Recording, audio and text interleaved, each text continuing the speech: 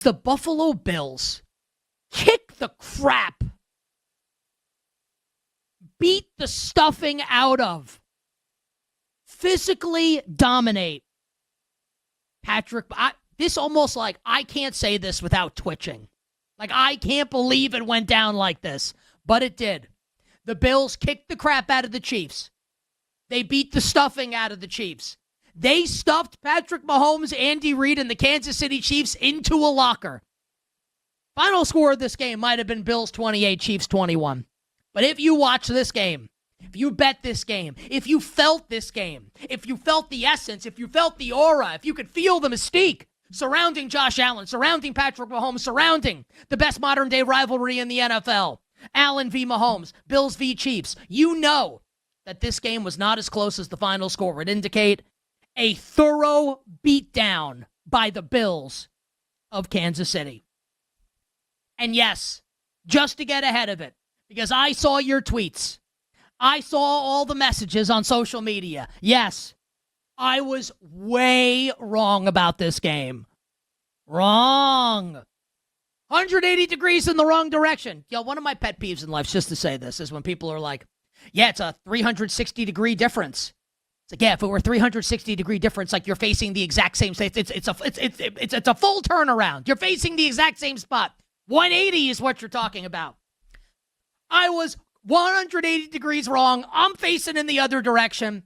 I don't know my ass from my elbow. My head's so far up my derriere, I can smell the pancakes I had for breakfast. I didn't have pancakes for breakfast. I had eggs, a piece of toast with peanut butter and jelly, and a piece of toast with olive oil and the aforementioned eggs. Thank you very much for asking. A nice, hearty, nutritious breakfast on a Monday morning to go along with the humble pie I had for dessert and having less money than I did before the game started because the Buffalo Bills manhandled the Kansas City Chiefs and the game went exactly the opposite of how I thought it was going to. I said, and look, I like lots of things in the world of sports, and some of which I will say before a game starts. I like this. I could see it going a bunch of different ways. And I will always stop short of saying, hey, this is a lock, right? Nothing's a lock. Of course, the Chiefs could have lost the game. They're 2-point road favorites at Josh Allen, right? But I have to be sincere, right? I have to be really honest. This is how I feel like I have earned credibility with the audience over the years, is I'm always really honest. I was hyper confident that the Chiefs were going to win yesterday's game. And I was uber confident that Patrick Mahomes, because we have now entered the slice of the month of November, was going to slice and dice this Buffalo defense like a Thanksgiving turkey. Instead, the turkey was me. Gobble, gobble, MFers. You were all right. Nick Kostos was wrong. And in the many ways that I was wrong about this game yesterday, the biggest way that I was wrong, the Buffalo Bills defense was incredible. It really was. I don't even know what to say about it. Other than that, what can you say? They had not, and I know that they held the Panthers to a low scoring output the week before with Andy Dalton putting the ball on the turf. That was one thing. This was something entirely different. They made Patrick Mahomes look like a mere mortal. 15 of 34 for Patrick Mahomes. They made Patrick Mahomes look like some curtain-jerking jabroni NFL quarterback. This could have been, in all seriousness, there are some quarterbacks where you can look at the box score of a game and you can see 15 for 34 and you cannot be surprised, right? Like Bryce Young, 15 of 34. Are you shocked? Cam Ward, 15 of 34. Michael Penix Jr., 15 of 34. Bo Nix, 15 of 34. Geno Smith, 15 of 34. You're not surprised by these results. But to see 15 of 34 next to Patrick Mahomes, it's enough to make you fall over. It's unbelievable. And I actually think it's worse than that. Mahomes threw for 250 yards. How many explosives did they get? The 4th and 17 conversion. I mean, the Chiefs were lucky to have been in this game the way that they were. And I'll say this about Andy Reid, and we'll get back to the Bills defense in a second. Andy Reid, and look, actually, this needs to be said. This sucks to say. Sean McDermott with those glasses looks like a female librarian. Like, he's got to get some contacts. Like, it's like he has accepted, just like I'm aging and I don't care what I look like anymore. Can we lose like the 1970s spectacles where like I'm returning like a Hardy Boys book, and for those old enough to remember, I'm not talking about Matt and Jeff and the WWE tag team. I'm talking about like the Hardy Boys and the case of the mysterious knife found by the river. And I've returned it 3 days late to the library, and now I'm getting charged $2.50, and I'm handing it to Sean McDermott.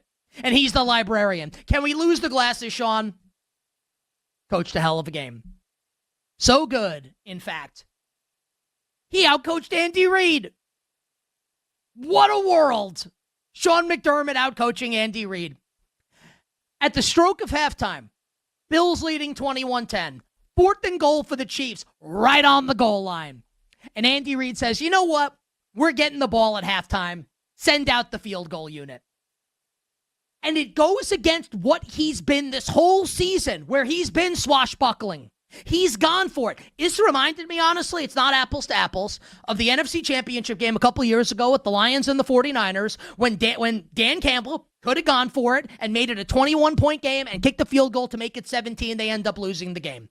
And Campbell always goes for it. And in that moment, at the end of the half, he said, you know what? I would like to take the points. Andy Reid opted to take the points because they're getting the ball in the second half, and what happens? They punt. They punt because the offense couldn't do anything. You employ Patrick Mahomes. 4th and goal from like the 1.5-yard line. Go for it. Like, I'm screaming at the television. Andy, what the hell are you doing? Like, now in this moment, you decide, like, hey, you know what? I'd like to be on Fox News. I would like to be the next Tucker Carlson. It's me, Andy Reid. I'm now going uber conservative. Yeah, man. Yeah. Let's get Zoran Mamdani out of New York. We're going full right wing here. Who needs snap? Government shutdown. Send out the field goal unit. And then it just goes noted. Here's noted right winger Harrison Butker to kick the field goal. Like, Andy, come on, buddy. Like, your quarterback is Patrick Mahomes and you're taking the goddamn points. Are you serious? Facing Josh Allen? Like, what are you thinking? You deserve to lose. You deserve to lose. And I deserve to lose my bet in that moment. Just an insane series of events there from Andy Reid. The Bills hammer the Chiefs 28-21. And Andy Reid, cowardly, not going for the touchdown at the end of the first half. But it's not the reason why the Chiefs lost this game. The Chiefs lost the game because the Buffalo Bills defense was amazing. And if you're Brandon Beane, Bills general manager, or you're Bills head coach Sean McDermott with his librarian glasses, or your Bills defensive coordinator Bobby Babich, the water boy. Hell, you're Joe Brady, who had a fantastic game. We'll get to him. You're Bills general manager. You're Brandon Beane. You're a Bills futures bettor. You're a Bills fan. This was it, man. This was everything that you've ever wanted to see in a Bills-Chiefs game. Especially this version of the Bills facing the Chiefs. This is why you signed Joey Bosa. To get after Mahomes. He was terrorizing this game along with Greg Rousseau. Maxwell Hairston. We talked about him leading up to the NFL draft. Maybe the best cornerback in this year's NFL draft. Obviously missed the entire early part of the season, played yesterday, and was magnificent. Stuck on Xavier Worthy. Worthy couldn't get anything going, couldn't get any space to operate. And it was like Hairston being so good in that role. And we talked about that in the months leading up to this game since the season started. You needed Maxwell Hairston to play so Tre'Davious White could play less, because Tre'Davious White's no good at this stage of his career. So this was a massive deal for Buffalo, having Maxwell Hairston, and he made a huge difference. And they were so damn physical. And Cole Bishop looked like Ronnie Lott laying the wood down on these Chiefs receivers. The hit on Travis Kelce. I mean, like, my ribs hurt watching Cole Bishop hit Travis Kelce. That was the best game of Cole Bishop's career by orders of magnitude. It was unbelievable. What a performance by the Bills defense.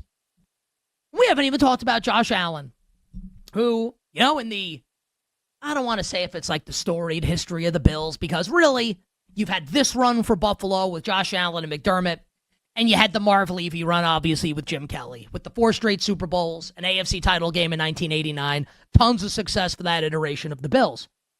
It's not like Buffalo has always had bad quarterback play when it's not Josh Allen or Jim Kelly. But Josh Allen, pretty good yesterday. 23 for 26, 88% completion percentage.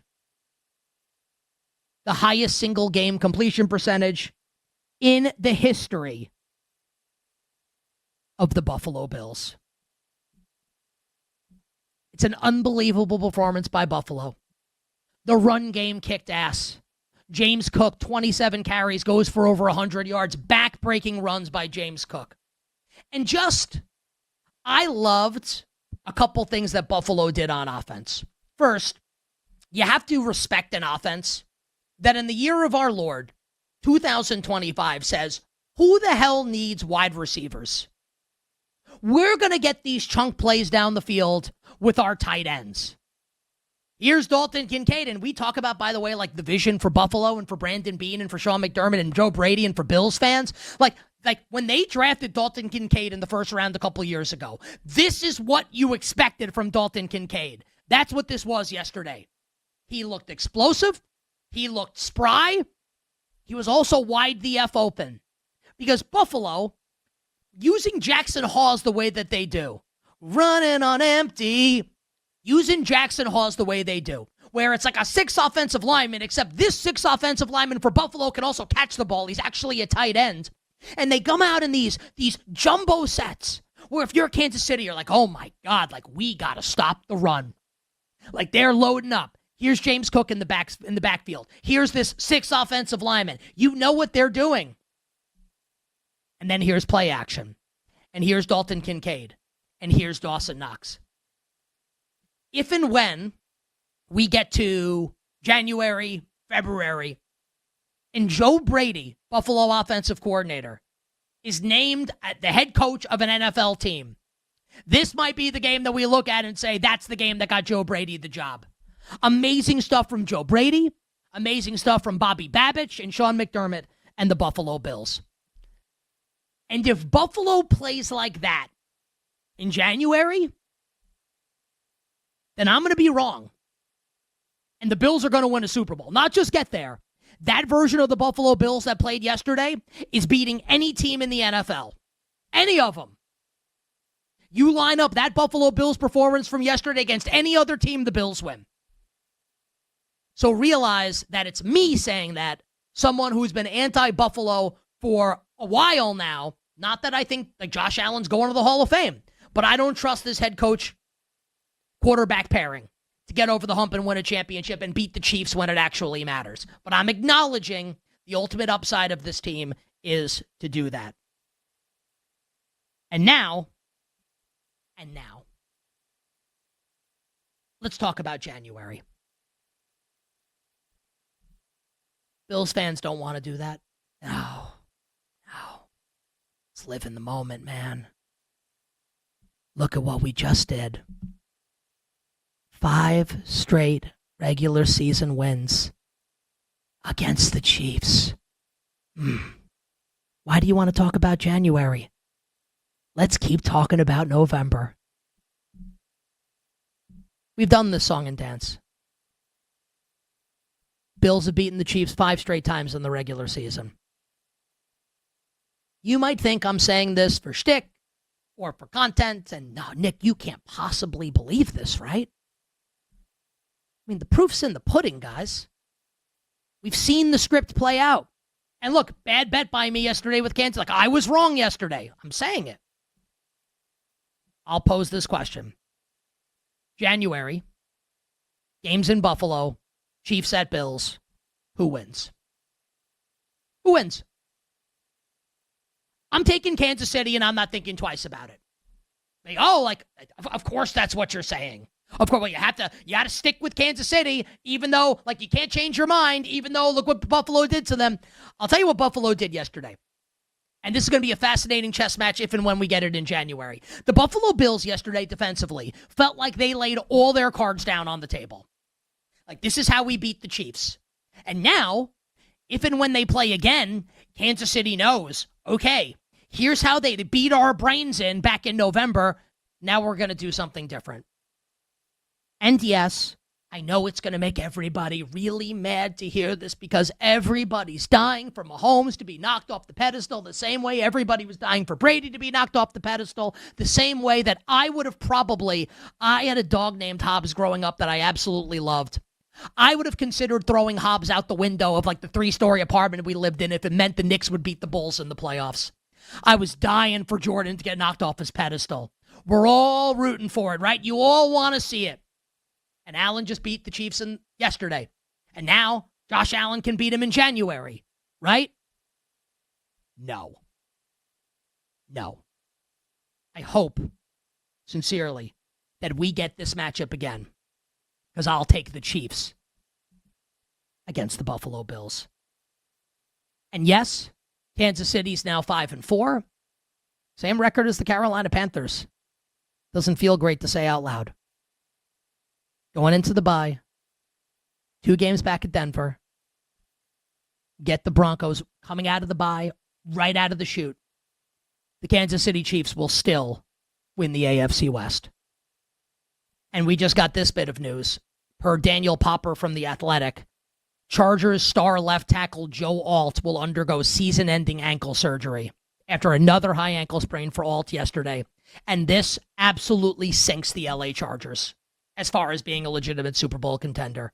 Remember what we said coming into the year about the Bolts. If you have Slater and Alt together and Becton, yeah, you can make some noise. Absolutely. But once Slater was lost, for error goes down significantly. You can't have any more pieces taken out of the Jenga tower. And now, you've taken out the other most important piece. Jim Harbaugh said, before the Chargers drafted Joe Alt, or right after they drafted Joe Alt, taking Alt ahead of Malik Neighbors, that the offensive line is the tip of the spear. Unfortunately for the Chargers, the tip of this spear has been sanded down completely, and it's no longer sharp. It's blunt, and I think they are screwed.